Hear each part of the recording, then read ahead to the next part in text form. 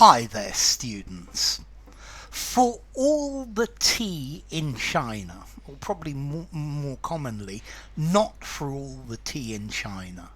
So this is a phrase that I would use primarily to say that I wouldn't do something again, that I really definitely don't want to do it again. So I wouldn't do business with him again for all the tea in China. Yeah, I really don't want to. I wouldn't go on holiday to that country again for all the tea in China. I wouldn't stay in that hotel for all the tea in China. I love my job, I love my boss, I love my company, and I wouldn't change it for all the tea in China. Eh, work for myself. Okay, so not for all the tea in China. You wouldn't do something for all the tea in China. You'll definitely don't want to do it again. This is a hyperbole. Yeah, it's a not for any reason. I'm never going to invite him back to my house. I wouldn't have him in my house again for all the tea in China. Yeah, not at all. Under no circumstances will I ever have him back.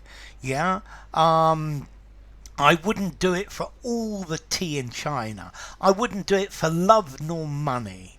Yeah, I wouldn't do it. I wouldn't have him back for all the world. Okay, so not for all the tea in China. Yeah, I'm not going to invite him back.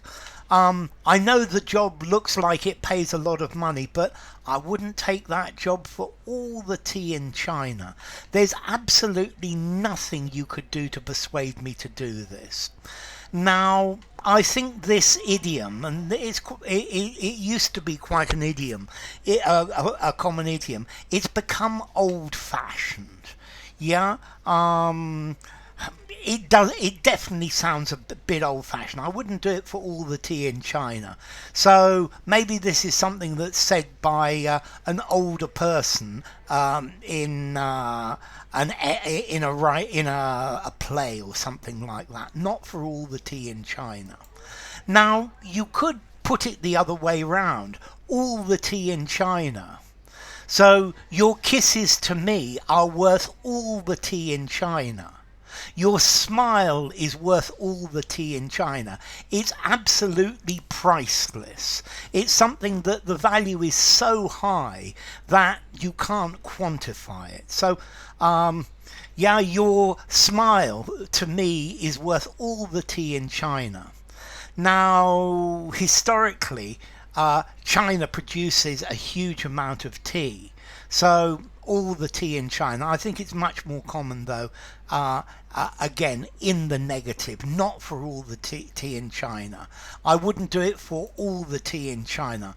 I'm not going to repeat it. Yeah, it's something I'm not going to do again. Okay, so yeah, all the tea in China, something very valuable or priceless, and I wouldn't sell this car for all the tea in China.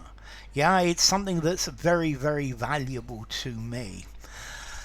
Let's see. Formality. I wouldn't do this for all the tea in China. I think I'm going to give it a 4 in formality. Use it informally, use it semi-formally. I think you could use it in a semi-formal writing, but don't use it very formally. And then the origin. Well, a large amount of tea, what used to be produced in China, and its value was very great. Although this gives you an idea of how old this idiom is, because I think in the 18th century, definitely, most of the tea came from China.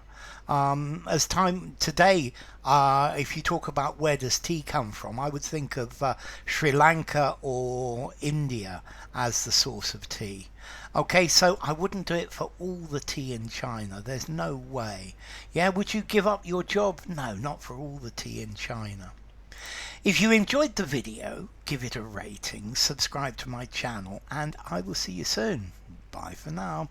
For all the tea in China.